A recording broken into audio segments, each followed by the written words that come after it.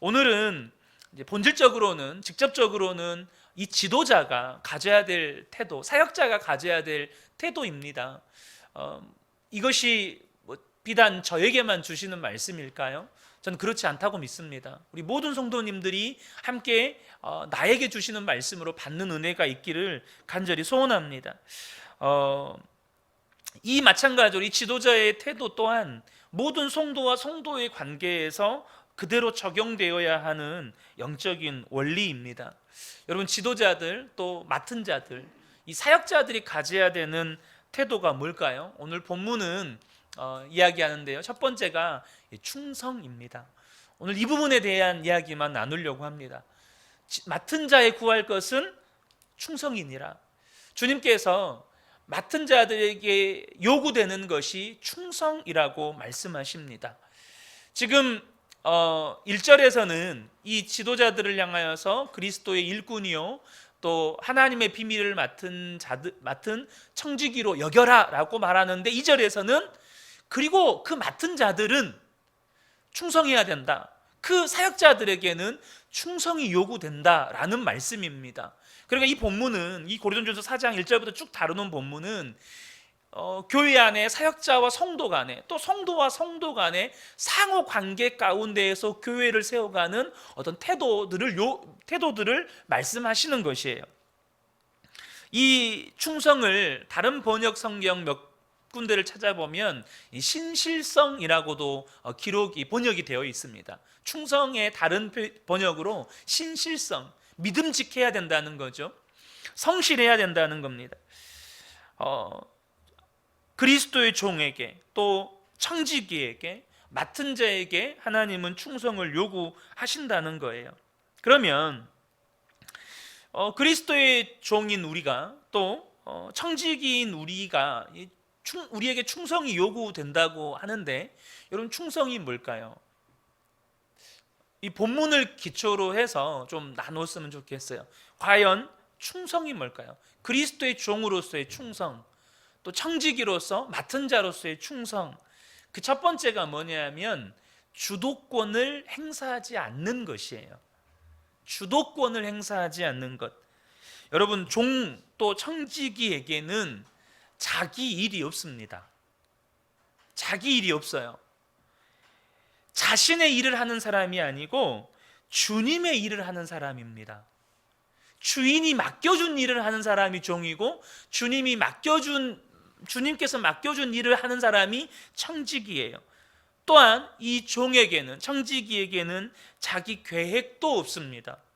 그러므로 오직 예수 그리스도, 주님의 명령을, 주님의 인도하심과 주님의 시간표를 따라서 수행해 가는 자가 여러분 종이고 청지기인 것입니다. 그래서 이 충성이라는 말은 내가 주도권을 행사하지 않는 거예요. 언제나 주님께 모든 주도권을 내어드리는 사람입니다. 이게 충성인 겁니다. 내 일을 하거나 내 뜻대로 뭔가를 하거나 내 계획을 뭔가 이루거나 하는 게 아니라는 거예요. 그래서 제가 종종 인용하는 성경 구절입니다만, 사도행전 16장에 사도 바울이 2차 전도 여행 직전에 있었던 일을 소개합니다. 어떤 일이 있었습니까? 6절에 보면 성령이 아시아에서 말씀을 전하지 못하게 하시거늘, 사도 바울은 아시아의 1차 전도 여행에서 정말 좋은 은혜를 경험하면서 또 아시아로 가야겠다라는 마음이 있었어요. 전 이게 지극히 당연한 마음이라고 생각합니다. 저도 단기 선교를 몇 번 나갔다 왔는데 제 첫 단기 선교지가 중앙아시아였다 보니까 그런 중앙아시아에 대한 뭔가 애틋한 마음이 있어요. 그러니까 그곳에 가고 싶은 마음이 늘 있습니다. 어쨌든 그러니까 아시아로 가고 싶었는데 예수님이 허락지를 않으시는 거예요. 근데 사도 바울은 부르기아와 갈라디아 땅으로 다녀가 무시아 앞에 이르러 비두니아로 가고자 애썼어요.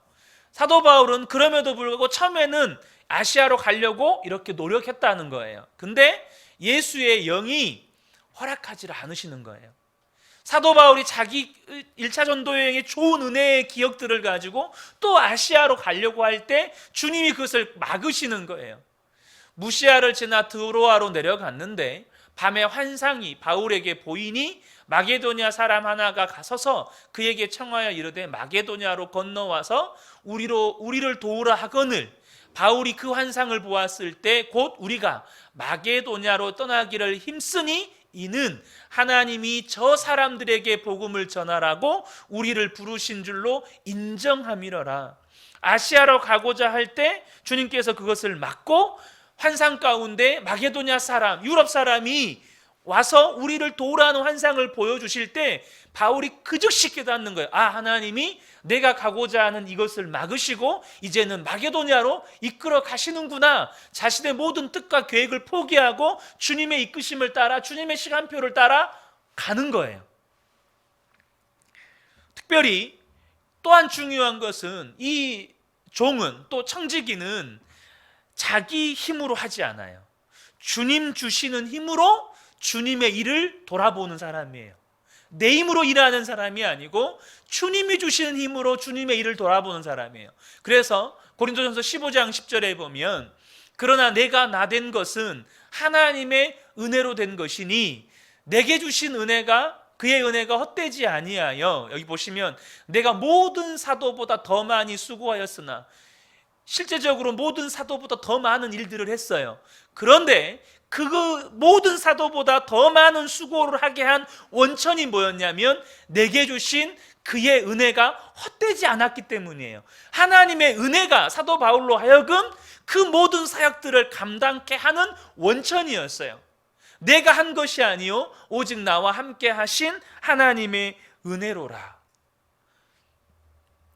이 주도권을 행사하지 않는다는 것은 이 능력도 내가 주도권을 쥐지 않는 거예요. 여러분, 사도 바울이요 굉장한 엘리트입니다. 잘 아시잖아요. 굉장한 고학력자고 신분적으로도 또 혈통적으로도 여러분 굉장한 사람이에요. 우리가 지금 뭐 사도 바울 너무 자주 들으니까 별것 없는 사람이라고 생각할 수도 있겠지만 사도 바울 굉장한 엘리트입니다. 그런데도 사도 바울이 자신이 소유한 그 어떤 것도 의지하지 않았고 오직 주님의 은혜만 의지했어요. 그러니까 주도권을 그 어느 것도 하나 자기가 행사하지 않았어요. 이것이 여러분 종의 충성입니다. 이것이 청지기의 충성이에요. 두 번째로 이 충성은 뭐냐면 자기에게 주어진 권위를 자기의 유익을 위해 행사하지 않는 것입니다. 이 사도 바울이 지금 고린도전서 4장 1절에 그리스도의 일꾼, 이 일꾼이란 단어는 노예라는 표현이라고 말씀을 드렸죠. 반면에 청지기는 관리자의 개념을 가지고 있습니다. 그렇기 때문에 이 청지기에는 권위와 위엄이 주어진 직분입니다. 이 청직이라는 직분은 권위와 위엄이 주어진 직분이에요. 그래서 사도 바울에게는 사도적 권위가 있었습니다. 사도적 권위가 있었어요. 그래서 사도 바울도 이 사도적인 권위를 사용할 때가 있었습니다. 그때가 언제였을까요? 사도적 권위를 사용할 때가 언제였을까요? 물론 기적을 행할 때 귀신을 쫓아내고 병자를 고칠 때도 주님의 권위가 나타났겠지만, 왜냐하면 예수 그리스도의 이름으로 하는 거니까 사도 바울이 특별히 사도적 권위를 사용했을 때가 언제였냐면 계시된 진리를 선포할 때였습니다. 우리가 지난번에 에베소서 말씀을 통해서 가정에 대한 말씀을 나눌 때 에베소서 5장 32절에 특별히 이 에베소서는 우리가 교회에 관한 신학적으로 교회론을 다루는 말씀이라고 하고, 특별히 이 에베소서는 사도 바울에게만, 그 어떤 사도에게도 계시되지 않은 교회에 관한 계시가 사도 바울에게만 계시되어서 기록된 말씀입니다. 그 에베소서 말씀에 사도 바울이 교회와 가정 또 영적 전쟁에 대한 이야기를 다룰 때 특별히 이 교회와 가정에 대한 말씀을 하면서 이 비밀이 크도다. 나는 그리스도와 교회에 대하여 말하노라 라고 할 때, 나는 말하노라 라고 하는 이 단어가 바로 사도적 권위를 사용할 때 사용하는 단어라고 말씀을 드렸어요. 그래서 이것은 예수님께서 산상수훈할 때, 산상수훈에서 내가 너희에게 이르노니 라는 그 말씀과 동일한 표현이라고 말씀을 드렸죠. 그러니까 계시된 진리를 선포할 때 사도 바울은 자기에게 주어진 권위를 사용합니다. 뭐 할 때요? 주의 말씀을 선포할 때, 주의 말씀을 선포할 때, 또 주의 이름으로 귀신을 쫓아내고 병자를 고치는 기적과 능력을 행할 때 그런 사도적 권위를 사용했어요. 그러나 예수님께서 그러하신 것처럼 자신의 유익을 위해서는 이 권위를 사용하지 않았어요. 자신의 유익을 위해서는 권위를 사용하지 않았다는 거예요. 이게 제가 이 말씀하면 다시 한번 가정에 대한 말씀이 자꾸 연상될 수밖에 없는데, 그때 권위에 대한 이야기를 잠깐 다루었기 때문이에요. 여러분, 이 권위와 복종에 대한 이야기를 나눌 때 여러분, 권위가 어떻게 사용되어져야 한다고 말씀을 나누었습니까? 이 권위라고 하는 건 권위 아래에 있는 자들을 건지고 살리고 보호하고 지키는 데 사용되어져야 하는 것이라고 말씀을 드렸어요. 그러니까 권위는 결코 자신의 유익을 위해서, 자신을 위해 사용되어져서는 안 되는 거예요. 권위자가 자기를 위해 휘두르라고 주신 게 권위가 아니라 그 권위 아래에 있는 자들을 지키고 보호하고 살리는 데 사용하라고 주신 것이 이 권위라는 거예요. 근데 사도 바울이 이 권위를 자신의 유익을 위해서 사용하지 않았다는 것이 어디에서 나타나냐면, 사도 바울이 고린도 교회를 1년 6개월여 한 약 18여 개월 동안 섬길 때 사도 바울은 자비량으로 고린도 교회를 섬깁니다. 자비량, 물론 사도 바울의 사역이 100% 자비량이 아니었어요. 그 1년 8개월여 시간 동안에 사도 바울이 1년 6개월여 시간 동안에 고린도 교회를 섬길 때 자비량으로 섬겼어요.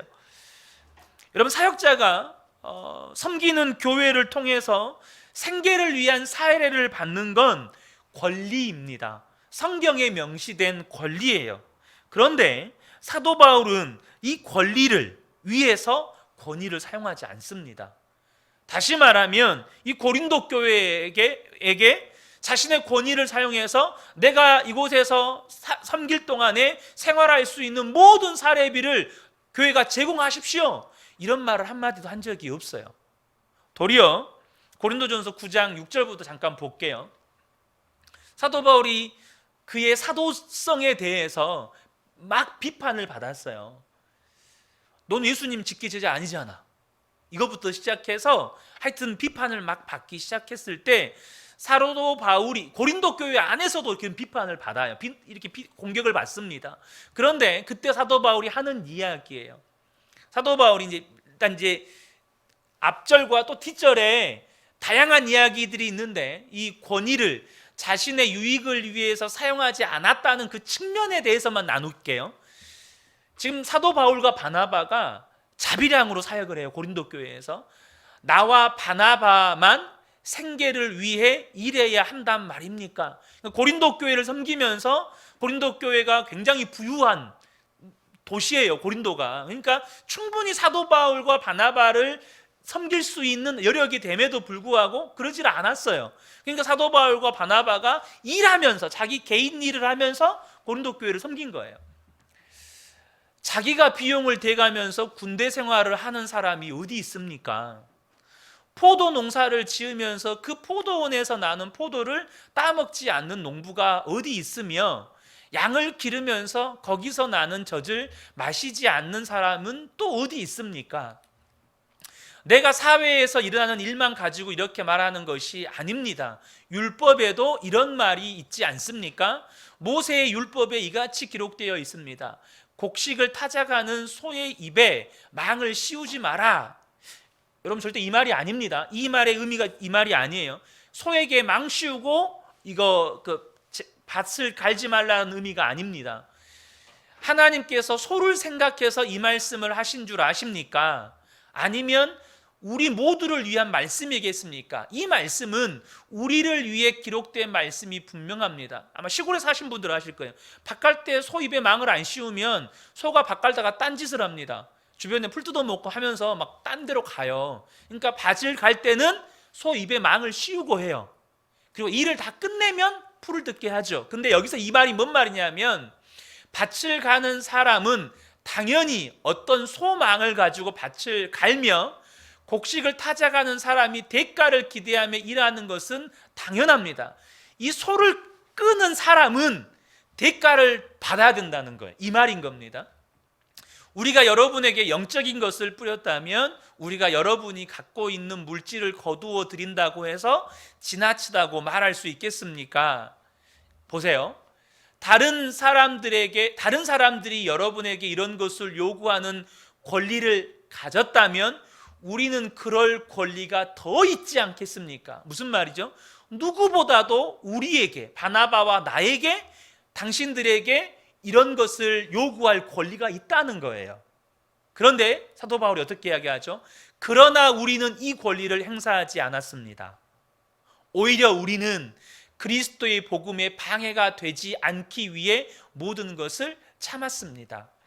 사도 바울이요, 청지기의 권위를 가지고 있어서 고린도 교회에 자신의 권리를 주장할 수 있었는데, 그런 권위로서 그렇게 말할 수 있었는데 도리어 그 권리를 사용하지 않고 어떻게 했다는 거예요? 믿음이 약한 자들이 이 말을 듣고 시험에 들까 봐, 혹시 바울과 바나바가 교회에서 사례비를 요구했다는 말을 듣고 교회를 떠나버리고 복음에서 떠나버릴까 봐 그것을 안 했다는 거예요. 한 사람이라도 더 구원하려고 안 했다는 거예요. 여러분은 성전에서 일하는 사람들이 성전에서 나오는 음식을 먹으며 제단에서 봉사하는 사람들이 제단에 바친 것 중에 일부분을 나누어 가진다는 사실을 알지 못합니까? 이 구약의 제사장들의 생활 규례죠. 이와 같이 주님께서 복음을 전하는 사람들은 복음을 전하는 일로 생활하라고 정하셨습니다. 복음 전하는 일에 집중하면서 섬기는 교회를 통해서 생활을 공급받도록 정하셨다는 거예요. 그러나 나는 이러한 권리를 하나도 사용하지 않았습니다. 고린도 교회에서만큼은 그랬다는 거예요. 그렇다고 해서 여러분이 나에게 그렇게 해주기를 바라고 이 편지를 쓰는 것은 아닙니다. 내가 가지고 있는 이러한 자부심을 빼앗기기보다 차라리 굶어 죽는 편이 더 낫습니다. 이것은 사도 바울에게 자부심이었고 하나님 앞에서의 자랑이었어요. 이 다음 부분은 좀 더 이따가 나누기로 할게요. 어쨌든 여기서 여러분 아시겠죠? 사도 바울은 자신의 권리를 위해서 권위를 사용할 수 있었는데 사용하지를 않는 거예요. 도리어 한 사람이라도 시험에 들지 않게 하고 한 사람이라도 더 예수 믿게 하려고 자신의 권리를 포기하고 권위 사용하는 걸 포기하는 거예요. 자, 그런데 이게 충성이라는 거예요. 때로는 그러니까 무조건 권리를 포기하고 살아라 이걸 말하는 게 아닙니다.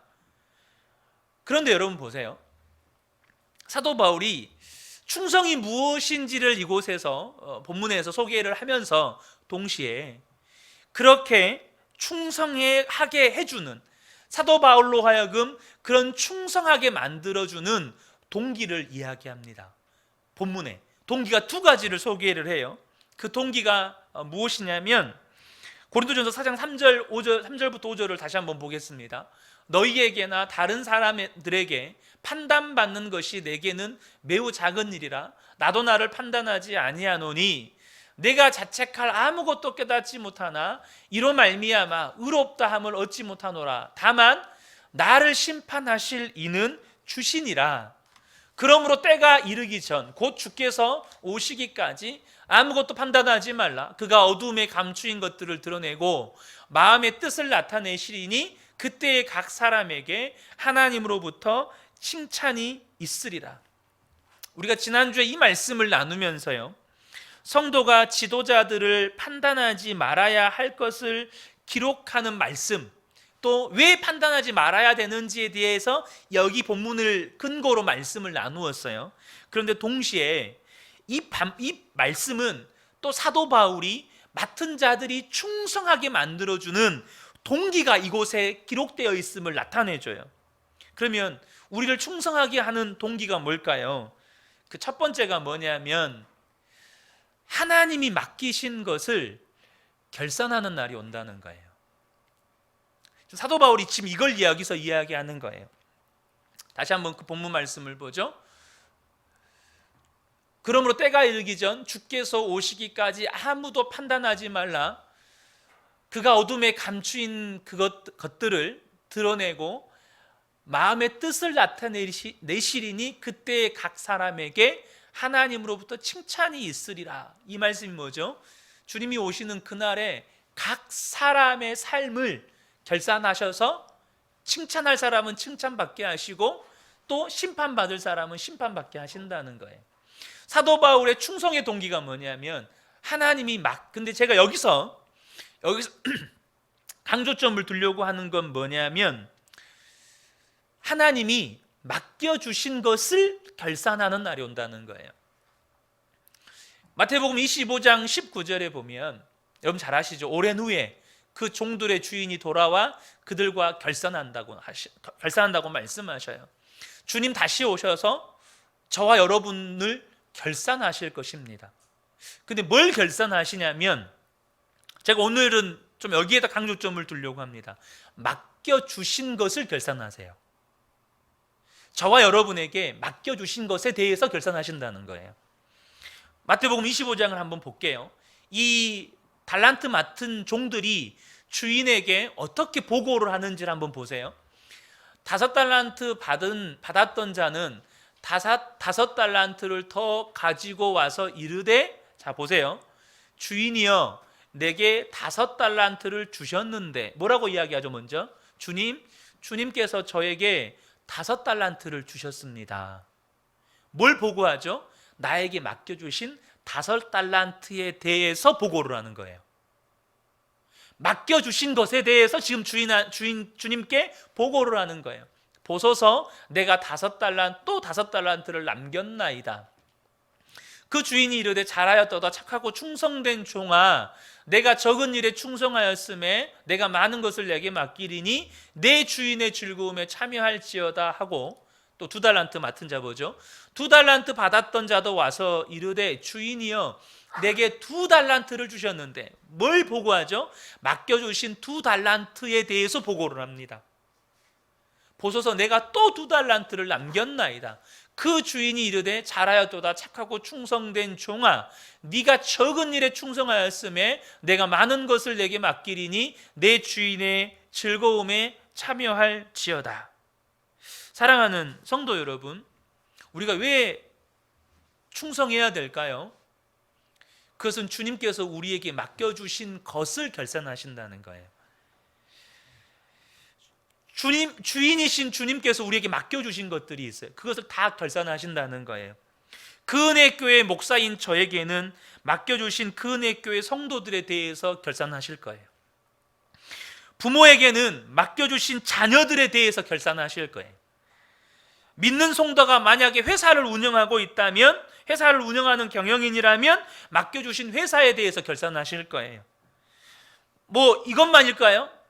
우리가 순이죠. 순을 맡겨준 순장이라면 맡겨주신 순원들에 대해서 결산하실 것이고, 교사라면 맡겨주신 영혼들에 대해서 결산하실 거예요. 우리가 하나님 앞에서 우리에게 맡겨주신 모든 것들에 대해서 결산받는다는 거예요. 여러분, 교회에 다시 본문을 직접적으로 좀 보죠. 교회의 지도자 또 사역자들이 맡은 주님의 일은 무엇일까요? 그것은 2가지로 구분해 볼 수 있습니다. 첫 번째는 맡겨진 영혼이에요. 성도들이죠.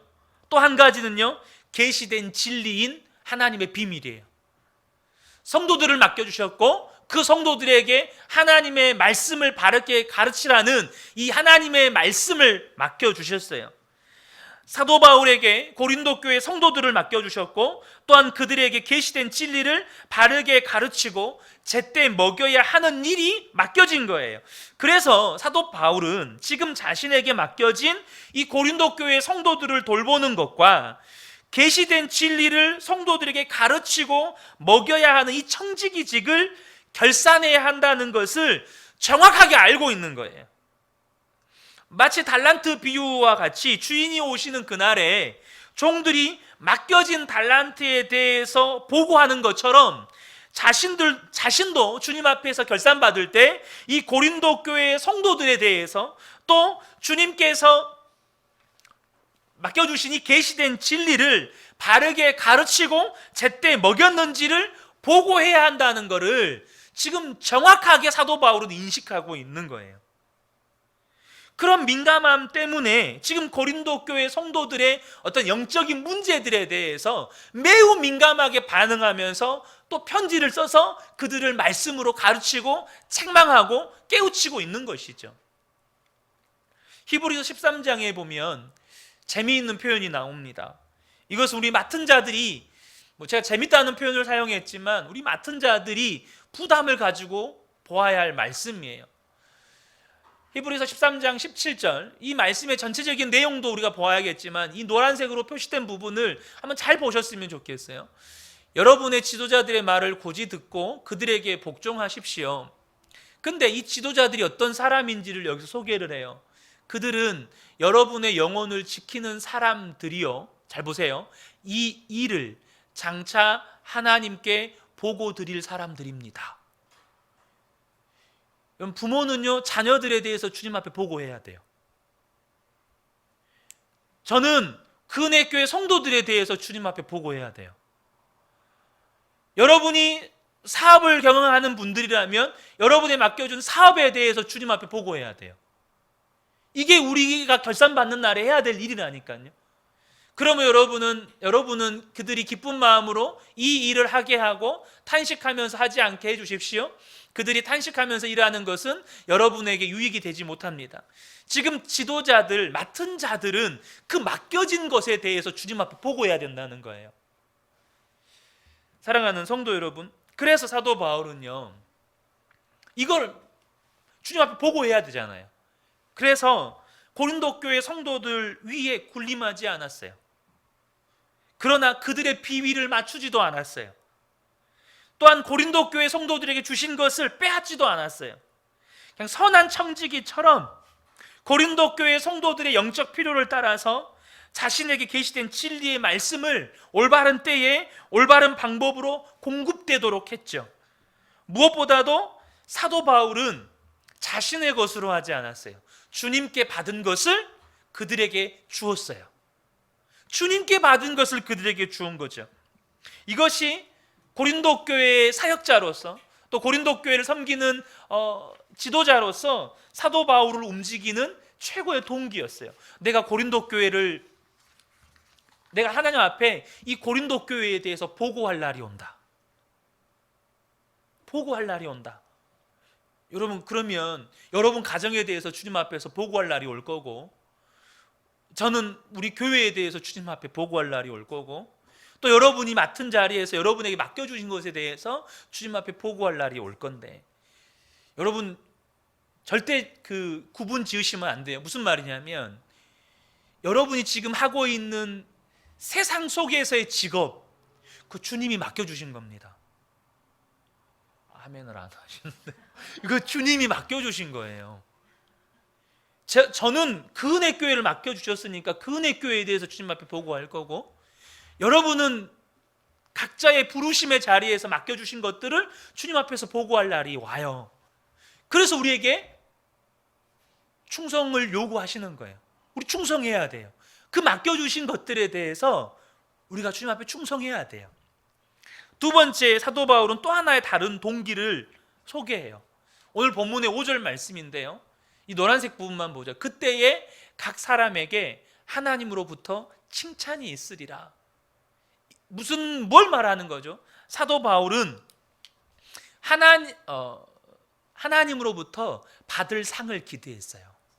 하나님으로부터 받을 상이 있다는 것을 알았어요. 사도 바울은 자기가 자신을 위해서 생명의 면류관이 준비되어 있다는 것을 고백해요. 아까 고린도전서 9장 말씀을 우리가 인용했기 때문에 그 9장 말씀을 다시 한번 볼게요. 이 9장 18절 보면, 그러면 내가 받을 상이 무엇입니까? 여기 상 이야기를 해요. 한 사람이라도 복음에서 떨어지는 것을 염려해서 자신의 권리를 포기하고 권위를 사용하지 않았던 것들에 대한 사도 바울의 내면에 믿음의 고백이 나오는 거죠. 그러면 내가 받을 상이 무엇입니까? 바로 이것입니다. 내가 복음을 전할 때 아무 대가도 받지 않고 전하는 것과 복음을 전하면서 나의 권리를 사용하지 않는 것입니다. 그러니까 복음을 전할 때 아무 대가도 받지 않았고 또 복음을 전하면서 권리를 사용하지 않는 것에 대해서 상이 있다는 거예요. 나는 복음이 주는 복에 참여하기 위해 복음을 전하는 일이라면 무슨 일이든지 하고 있습니다. 경기장에서 경주자들이 다 달려가지만 상을 받는 사람은 한 명뿐인 것을 알지 못하십니까? 이와 같이 여러분도 상을 받을 수 있도록 달리십시오. 사도 바울이 그렇게 권위를 사용하지 않고 권리를 포기할 수 있었던 이유, 사도 바울은 하늘에서 받을 상을 기대했다는 거예요. 나는 이 땅에서 상 받지 않을 거야. 비록 내가 이 땅에서 좀 힘들게 사역해도, 내가 이 땅에서 힘들게 가정생활해도, 내가 이 땅에서 조금 사람들에게 인정받지 못하고 복음을 전해도, 내가 이 땅에서 사람들로부터 존경받지 못해도 나는 그런 상 받지 않고, 그래서 내가 그런 상을 받을 거라면 나는 굳이 난 복음 안 전해. 나는 하늘에서 상이 있으니까 그런 모든 상을, 이 땅에서 받을 상들은 포기하고 나는 하늘의 상을 향해서 달려갈 거야. 지금 이 이야기를 하는 거예요. 사랑하는 성도 여러분, 이것이 충성의 동기가 되는 겁니다. 여러분, 하늘에서 받을 상은 이 땅의 것과 비교가 안 돼요. 하늘에서 받을 상을 여러분들이 기대하셨으면 좋겠어요. 여러분 그러지 않아요? 박수 쳐주는 사람이 여러분 죽을 때까지 박수 쳐줄까요? 사람은 그렇지 않아요. 나중에 욕한다는 말이 아니라 박수 치다가 손 아파서 박수를 안 친다니까요. 박수 치다가 손이 아파서 박수를 안 쳐요. 막 칭찬을 하더라도 칭찬할 사람이 별로 칭찬할 마음이 없어서 충분히 훌륭해. 근데 더 이상 내가 칭찬을 못 하겠다. 이렇게 된다니까요. 무슨 말입니까? 이 땅에서 받을 상은 여러분 유효한 거예요. 지속되지 않아요. 영원하지 않아요. 사랑하는 성도 여러분, 저는 당연하죠. 우리 근혜교회 모든 성도님들을 주님 나라에서 봐야죠. 이건 너무나 당연한 거예요. 너무나도 당연한데 주님 앞에서 상 받는 분들이 되셨으면 좋겠어요. 여러분, 우리가 그걸 향해 그것이 없다면 우리가 이 땅에서 왜 수고합니까? 복음을 위해서 왜 수고해요? 당장 제가 왜 개척을 할까요? 무슨 영광을 위해서요? 이 땅에서 무슨 영광을 위해서 여러분 개척을 합니까? 제가 이런 말씀을 드렸죠. 제가 올해 말고 작년 2월에 목회자 세미나에 갔을 때 목회자들끼리 조를 짜고 서로 자기를 소개할 때 제가 그때가 작년이니까 개척한 지 한 8개월, 9개월쯤 됐던 시점입니다. 9개월, 10개월. 그래서 개척한 지 1년이 안 된 개척교회 담임 목사입니다 하면 소개를 했어요. 근데 주변에서 하시는 말씀이 뭐였는지 아세요? 다 목사님들인데 저한테 바로 물어보셨어요. 왜 개척하셨어요? 다 물어보셨어요. 그 조언들이 왜 개척했냐고. 여러분, 심지어 목회자들조차도 이런 생각해요. 뭐 때문입니까? 하늘의 상이 있기 때문이에요. 여러분, 복음을 위해 이 땅에서 살아갈 때 하늘의 상이 예비되어 있기 때문이에요. 저는 우리 근혜교회 모든 성도님들이요, 하늘의 상을 기대하고 꿈꾸시고 그것을 향해 달려가셨으면 좋겠어요. 이 땅에서 우리가 받을 상이 없어요. 실제로 그렇다니까요. 이 땅에서 우리가 받을 상이 없어요. 주님께서 히브리서 11장에 이 같은 사람은 세상이 감당하지 못하느니라, 이런 말씀이 있어요. 이 말씀이 문자 그대로예요. 문자 그대로예요. 세상은 그런 사람들을 이기지 못해요. 믿음의 사람들을 이기지 못해요. 저는 근데 그 말씀을 볼 때 이런 생각이 들어요. 이게 해석이 틀릴 수도 있어요. 근데요, 세상이 감당할 수 없다는 말이 이런 생각도 들어요.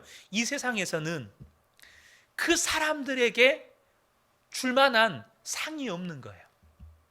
이 세상의 어떤 것으로도 그 믿음으로 살아간 사람들에게 그들의 삶을 평가할 만한, 그들의 삶을 평가해서 보상해 줄 만한 상이 없어요. 이 세상에는. 말씀을 좀 정리할까 합니다. 여러분, 맡은 자들에게 주님이 뭘 요구하십니까? 충성입니다. 충성을 요구하세요. 저에게도 여러분에게도. 근데 그 충성이 뭡니까? 두 가지를 나누어죠. 첫 번째가 주도권을 행사하지 않는 것. 다 주님이 하시는 거예요. 주님의 뜻을 따라, 주님의 시간표를 따라 주님의 일을 묵묵히 수행해 가는 거죠. 그리고 자기에게 부여된 권위를 자기의 유익을 위해서 행사하지 않는 거예요. 그런데 여러분, 사람이요, 어떻게 권리 포기가 쉽습니까?